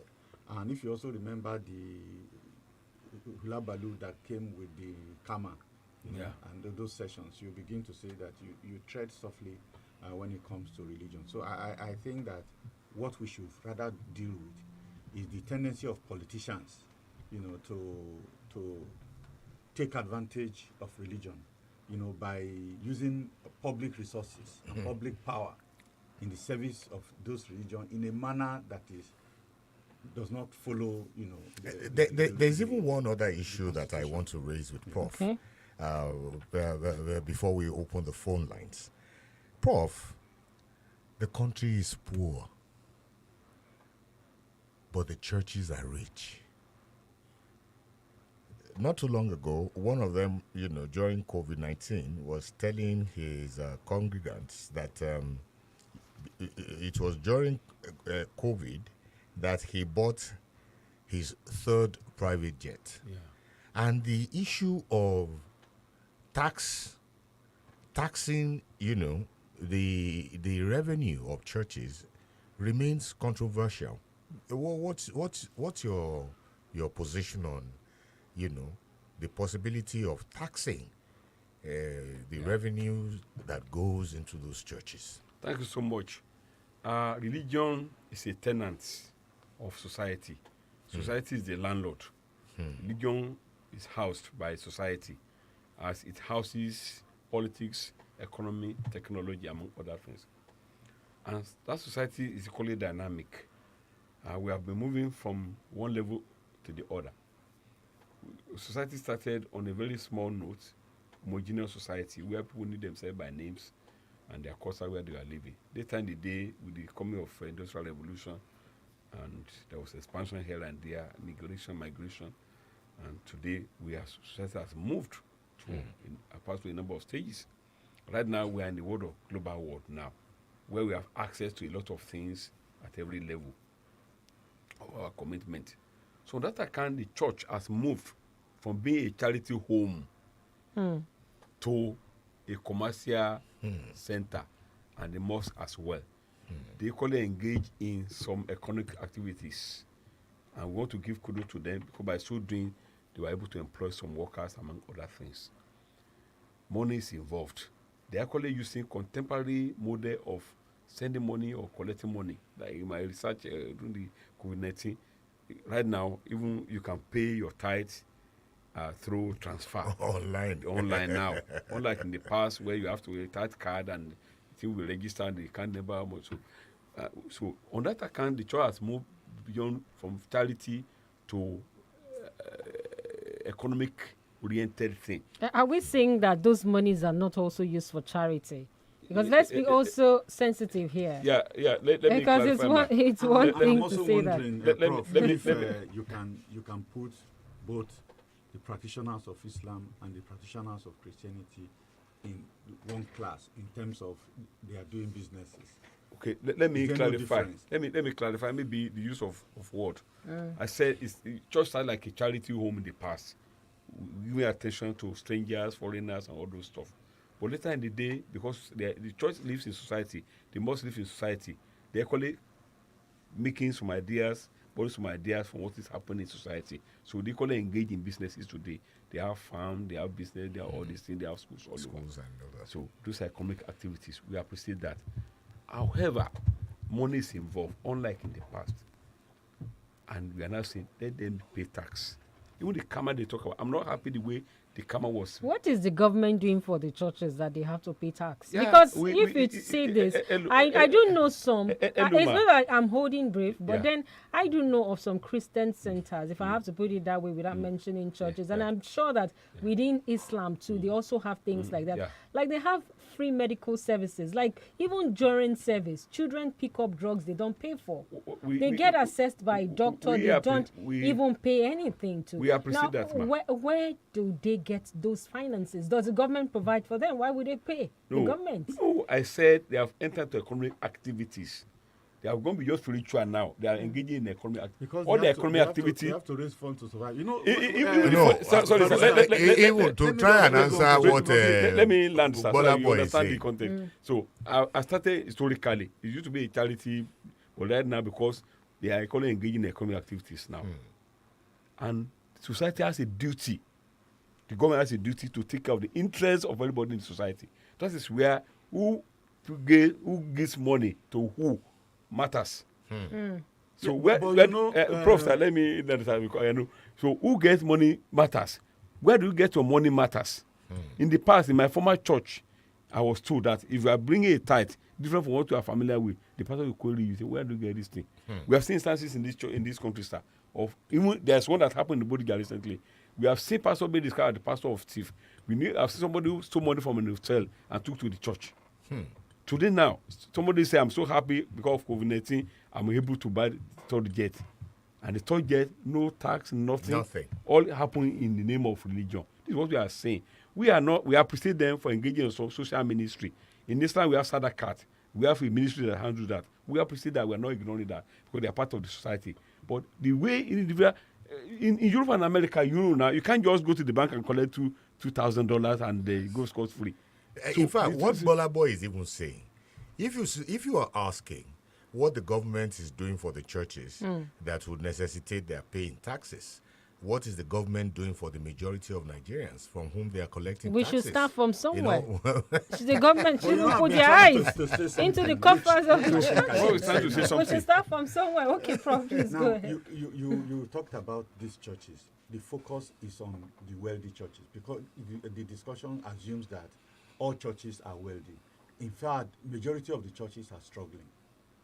And so when you are now talking about this tax, you are only focusing on those mega churches. So I think it's important for us to look at it in a different light. What we should be considering, okay, if the focus of the churches is evangelism and all of that, what we would have expected is the bigger churches supporting the smaller churches, not necessarily the government going there to take money. I mean, there are, if you are talking about regulation, there are different approaches that you can use to it. So should we be thinking in terms of government collecting money from the churches or government making it important for churches? Even for the mosque too. Even where the money, one thing that worries me is this. These churches, their pastors are so rich. The money comes from the public. Voluntarily. But not voluntarily, by coercion. Some of them argue it is not from the it's a personal thing. It's a personal thing. Prof, it's coercion. Professor Aide. Yes. Now, you know that when we are looking at the money in circulation, there is also the concept of velocity of circulation. Yes. And if you study the velocity of circulation and you see that a high percentage of the money that is supposed to be in circulation is actually diverted to the religious houses, why should government not look into those things? I think that is what our prof is saying. Our guest is saying. If you are going to talk about, you'll be looking in terms of money laundering act. Okay. And no church is free from that act. A mosque as well. And because you cannot. How many of them have been indicted? There was the allegation of one that stole 600 is it million or 600 million, and then took 10% of that amount to a church, very well known church, and they accepted. What has happened? What has happened? What about the case of what's this gentleman, this Intercontinental Bank guy, and his relationship with one of the big churches? Is the Money Laundering Act really working? Okay, if you don't want to rely on the law, you are a barrister. You are not saying we should target people, target individuals, target organizations. No. I think we have to open the phone lines right now so that we don't we'll still continue with our conversation, but just to allow the public also to. Sorry, Prof, just some few seconds. Let me just reel out the numbers. If you want to also participate and also ask a few questions while this conversation lasts, the numbers are 070550949 or 080970949. And for international audience, +234 90 62949. Do remember we're still live on Facebook, and of course the comments are there. We'll take them also. We are also on YouTube in case you also want to drop a comment. All right, let's take this. Hello, good morning. All right, do remember that you have to turn down the audio level on your radio set or whatever devices that you're using this morning. Okay, I guess I'll quickly run through Facebook because there are quite a number of commentary here. And of course, I'll take it from the last person here. And this is coming from Or Motai or Luwarotimi Onobamiru says, you can deceive some of all the people. Okay, you can deceive some, all the people, all the time. And most of the people, some of the time. But you cannot deceive all the people all of the time. All right. Let's also take this from Okediran Babatunde. It says, most people do not know the truth. That is why they are pushing them around. When we have good governance, our prayer points will never remain the same.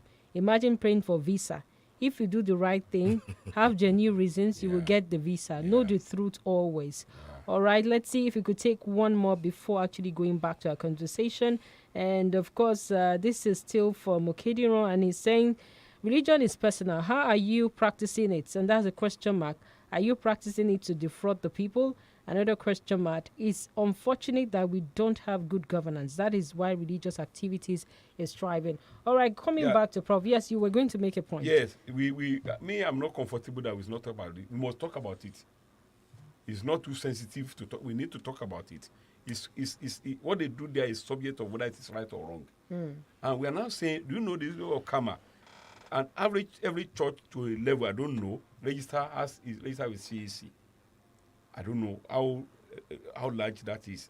But however, many churches register with CAC, Corporate Affairs Organization. And by so doing, their law binding. The law is binding on them to report time to time all the activities. That's right. But because we're in a country where anything goes, that is why the religious leader can go as far as much as they are going. We are not saying I agree with we must address how many this of them situation. are making returns? So, when I talk, I'm talking because it's a Christian, it's targeting Islam. When Muslims are talking about, that is why legally they find it so easy because they can usually say, he's saying this because he's a Muslim. Right. We are talking about any bill, that bill should center on all religious activity. And I'm now saying that it may be important to have a team of people who sit down somewhere and design policy. Okay. Or how these two can be remedied. Prof, let's still reel out the number 070550949 or 08097000949. The numbers again are 070550949 or 08097000949. And for international audience, +234 90 62949. The numbers again are 070550949. Hello, good morning. Hello, good morning. Good morning, please. What's the name and where are you calling us from? My name is Zonga. I'm calling from Apata area. All right, please go ahead. Just to enlighten some people about church paying tax. In my own view, church has the right to pay tax. In as much that Jesus paid tax when he was alive, he paid tax to Caesar, which is Caesar in Yoruba. So all the churches have the right to pay tax to the government. Go to developed countries like all this Western world. The churches pay tax to the government. So I don't see anything that has stopped our church leaders to pay tax. So it's not an offense against the government. It's the right of the government to collect tax from the churches. So that's it. Thank you, ma'am. All right, thank you so much for calling in from Akpata here in Ibadan. And of course, the numbers are still 070. I guess we have another caller. 070-550-949 or 080-970-949. The numbers again, 070-550-949. Hello, good morning. Yeah, good morning. My name is Paul. Can you hear me? Yes, we can hear you, Paul. Please go ahead. Okay. I just want to chip in something. Quite an interesting conversation, but I want to chip in that even in the so-called advanced democracies and the advanced countries that some of the speakers are addressing, we still have religious fundamentalism going on there, and they still use it to defraud people some of the time. So it's not alien to other cultures, and it's not like this is native to Africa or Nigeria. You understand? So I just think the best thing that anybody can do is to, by themselves, find out the truth and live by the truth that they have found. I think that would be the best helmet for anybody at this moment. All right, thank you so much, Paul. Indeed, we didn't get where you're calling from. The numbers again are still 070-550-949 or 080-697-949. Again, 070-550-949 or 080-997-949. And for international audience, +234 90,62,949. Those are the numbers. Again, let me reel them out. 070-55,949 or 080-97,949. Prof. Ayotayo, do you want to? Okay, please go ahead. I want to make some clarification about Jesus Christ. That Jesus Christ paid tax. He paid tax not as a church, as an individual. Yeah. Let me make that clarification. Okay. So that does not stop off. But I carry out the research somewhere. I'm always ready to know what is happening over there. I've carried out research and I discovered that most pastors and imams, they don't pay tax. As individuals? Yes, sir. As individuals. Not only that, they don't renew their vehicle license regularly. And I studied that in connection with their sticker. You see, so I went to as far as knowing what sticker do you put on your car. A pastor. All right, we have a caller here. Sorry, Prof, for cutting you short. Hello, good morning. Hello, it's Benga again from Apata. All right, please go ahead. Just want to, against what our guest just said now. Okay. We Christians, we build our churches on the name of Jesus Christ, and we are following his footsteps. Church is not an individual organization. It's about Jesus Christ and it's after Jesus Christ. Anything that Jesus Christ did on earth, we have to do it. Because he said, he told his disciples to go and get him a coin, which Caesar head was erected on. And he said, whose head is on this coin? And they said, it's Caesar. And said, give unto Caesar what. All right. Our currency. Okay. The currency carries the name Federal Republic of Nigeria. And we have to pay that money into the coffer of our government. So thank you. Thank you so much, I don't Benga. think there's any but inconsistency yeah. between your position and our prof's position. Okay. So I think both of you are on the same page. All right. Let's also take this one. Sorry, Prof. Okay, let's take this caller. And church. Hello, good morning. Hello, good morning. Good morning, please. What's the name and where you're calling us from? I'm calling from the Podium. All right, please go ahead. The case of the church and our society, I think, it's like what Yoruba people will say, Oligba. They are talking about the church paying tax. I'm not against that. But you are not asking the people who are buying private jets. A lot of them, when the President Buhari had the wedding for the children, you remember how many private jets that could not have space to land. So you are not asking those people to pay tax. You are not asking those people where they get the money from. It's the church. The church is a spiritual thing. And for those who understand what it's all about, we'll be careful. So I just want to tell us that, look, the issue of the church paying tax, you must include the mosque also. Mosque, we have to pay tax too. We have large congregations in the mosque too. God bless you. All right, we are not just limiting this conversation to just one particular religion, and that's why I kept saying that both the Muslim, the traditional institution, and also the Christian community are all involved. All the religious activities in Nigeria are combined together and, of course, involved in this particular conversation. So we are not limiting it to just the churches. Also, the mosque too is involved. But my question has been not only that. Okay. The gentleman also talked about. I guess he was referring to politicians who have jets and all that. Exactly. But today, Barrister, we have somebody online that are on our radar. Okay. Hello. Good morning. Hello, good morning. Good morning, please. What's the name and where are you calling us from? I'm calling from All right, please go ahead. Okay, in my own opinion, I don't think church to be paying tax. On the same time, church can pay tax. Now, it's my first point. Church does not pay tax.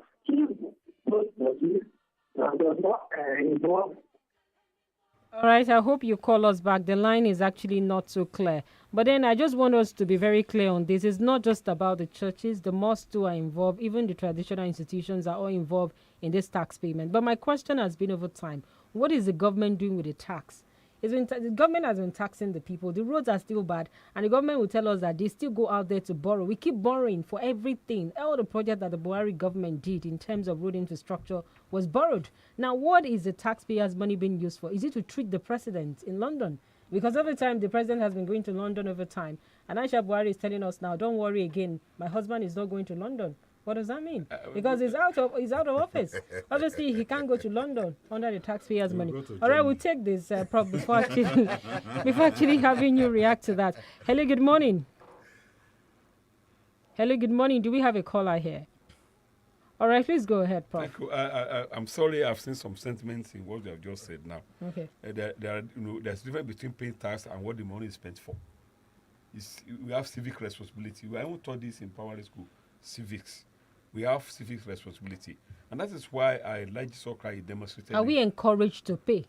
Whether we are encouraged or not. Like now, if you have light 24/7 and the NEPA tells you that before they take the light, they inform you. You want to pay your tax. It goes beyond that. Even we pay for electricity. Even though we don't have that on ground. Everything. Hello. All right, let's take this. Hello, good morning.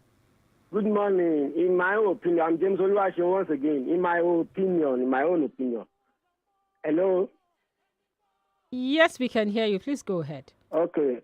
Religious body, any religious body, church, mosque, shrine, any religious body that are involved in business activities, they can pay tax on their businesses. Such that maybe you have a church that have complexes, that have businesses involving transportation, this and that. They can pay taxes on those businesses. But when you have a church who are just, church that comprise group of individuals from the members of society who are already paying taxes at their respective place of work, like I'm a civil servant, I attend the church, I pay tax in my office, then I contribute my offering. Such church should not be taxed because they are not involving, they are not involved in other business activities. They are not using that money to go and register a business on the name of the church and then making more money from them.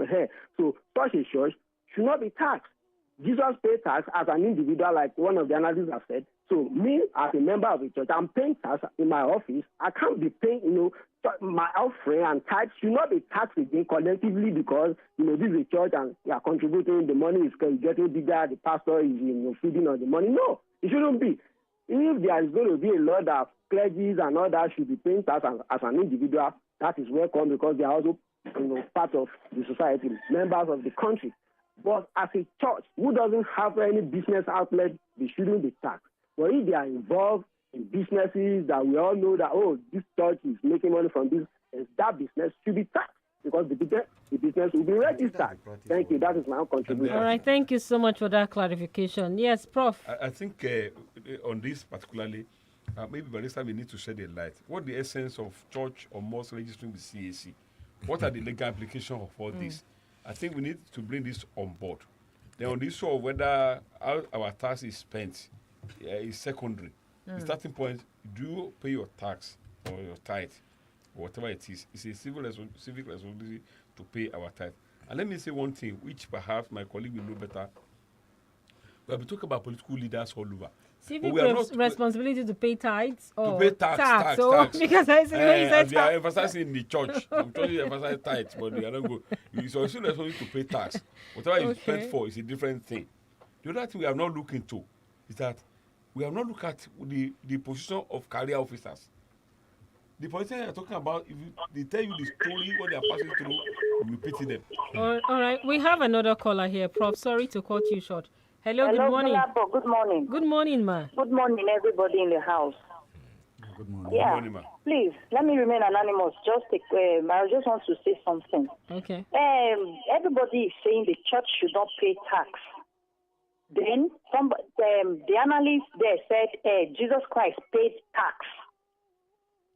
Here, what I'm saying is the pastor is working on behalf of Christ. So, as an individual, as a pastor, are they not mandated or are they not involved to be paying their tax? Even if the church, as a body, is not paying tax, is the pastors, are they not in Nigeria? Are they not the same people? Please answer me. Thank you. All right, thank you so much for the question. Prof, you want to react to that? Yeah. Well, I need everything to be understood in the context. A pastor is a pastor as a human being, and he has a civil responsibility to pay tax. But don't forget, the church will need to pay tax because money is involved. We know how much money that go into the church every Sunday, how much money that go into the mosque every Saturday or whatever. Don't forget that when the money is taken to the bank, interests are collected. What are we talking about? That's why we need to understand clearly what the term of reference is mentioned in the Kama, which allow the church and mosque to register as a... Okay, I think we have another caller on the line. Okay. Hello, good morning. Yeah. Okay. Hello, good morning. I guess somebody is playing with... and that not dovetail to what is called... All right, we have another caller. Sorry, Prof, for cutting you short. Hello, good morning. Hello. Good morning. All right, Prof, you were actually hitting at the point. I think the question she asked, as a matter of fact, is that not double taxation? It's not double because taxation. As an individual, you're paying your tax. Yeah. Going to church to preach, does that warrant you also paying another tax? We are not saying, what we are saying that we have the pastor of a church is a pastor, is an individual who by law has a duty to pay tax. The church itself is an entity that are registered with CAC, and by so doing, he has duty to pay tax. No, but the law recognizes churches as non-profit-making organizations. It's not like NGOs. Yes, not profit-making. Therefore, they cannot be taxed. Even at that, okay, there are no tax. You have a duty to remit publicly. All right, Prof, let's take this on. Okay, please go ahead. I heard you said is the church not paying in two? Okay. Pastor is a pastor, a church is a church. Okay, let me just. Oh, okay, sir. Okay, sir. Okay, I guess we have another caller. Hello, good morning.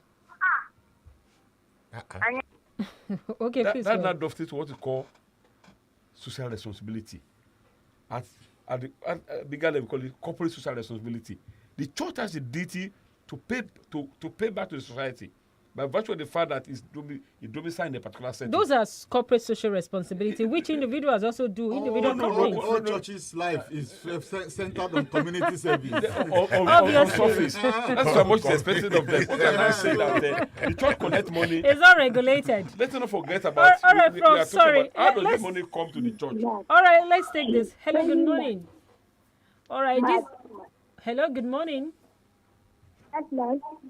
All right, this is not a smart kids show. Don't just wait for Auntie Yellow on that. All right, Prof. No, okay, but let me ask you a question. Let me ask you a question. Sorry, okay. Prof. How do you determine the income of a man who is a professional pastor? He has no other job. He should have a salary. Actually, that's why I was saying the problem we are facing is the accountability of the church to its members. And then to government as a public institution. Right. If you are a pastor, you are supposed to be on a salary. Your income is not the same thing as the income of the church. They are separate. But in Nigeria, I doubt if there is that separation. All right. Because I guess we have a caller. The Father Jew appears to be the one. Hello, good morning. That's why I say we need to look at the content Why of that are the children invading our space? They also want to contribute. So, we need to look closely at that time of reference as far as karma is concerned. Nobody is fighting against the church, but things have to be done properly. If a pastor is, and I say I carry my research, even they pay a pastor, imam on some of them have not renewed their vehicle particulars. And they're using that to brainwash until a few of them were caught at a point. So we are not saying we should be responsible.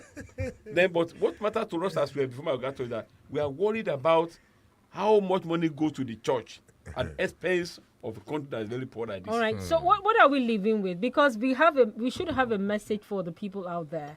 Peaceful coexistence of Nigeria. And of course, we know that the thin line between separation, it's actually very thin and worrisome. But what is the message, Prof, as we leave? My message is one, we must remove religion from the public space.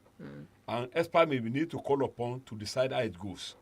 Church must pay tax. We must decide on how it goes. On that account, there's need for public education. And the third one, that no religion is superior to the other. We are what we are today by accident. And if A is complaining about B, we are all guilty of social exclusion of one religion or the other. But let us know one thing, that whatever we do here, we can't on us tomorrow, because we all live interdependently. All right, thank you so much. I must say a big thank you to our panelists. Do you have a thoughts? Because our time is barrister. Just before we round up, what I want to say is this, that the Nigerian judiciary is in the eye of the world. We must not allow the erosion of the confidence of the people, and the world at large. All right, Prof. I think with regard to church organizations and other religious organizations, what we're actually calling for is for transparency and accountability. All right. On that note, we must say a big thank you. Do join us again next week for another interesting edition of The Podium. My name is Gbolabo, Famous School. Bye for now. tó bá jẹ́ tètò tó kọ́ni lọ́gbọ́n orin àtàṣà táyé fẹ́ máa gbọ́ eré aládùn eré ìdárayá ìròyìn àsìkò tó bójú owó kápolówó ọjà kájẹ́ bó bàjẹ́ 32 FM ló yẹ ká máa gbọ́ 32 FM àwọn ìròyìn jákèjádò àgbáyé àwọn ìròyìn eré oníṣẹ́ oríṣiríṣi eré oníṣẹ́ lóríṣiríṣi 94.9 lágbẹ́ kúrò wálé kẹ́ 32 FM ìkànnì yìí láti bẹ̀rẹ̀ pọ̀ṣọ́nù àjàkẹ́rin ní kókó house kápolówó ọjà kádẹ́rẹ́rẹ́ rẹ̀ pẹ̀tẹ́ 94.9 32 FM èmi ò lè ṣe kẹ́bí màmá kan àwọn ìròyìn jákèjádò àgbáyé eré oníṣẹ́ oríṣiríṣi.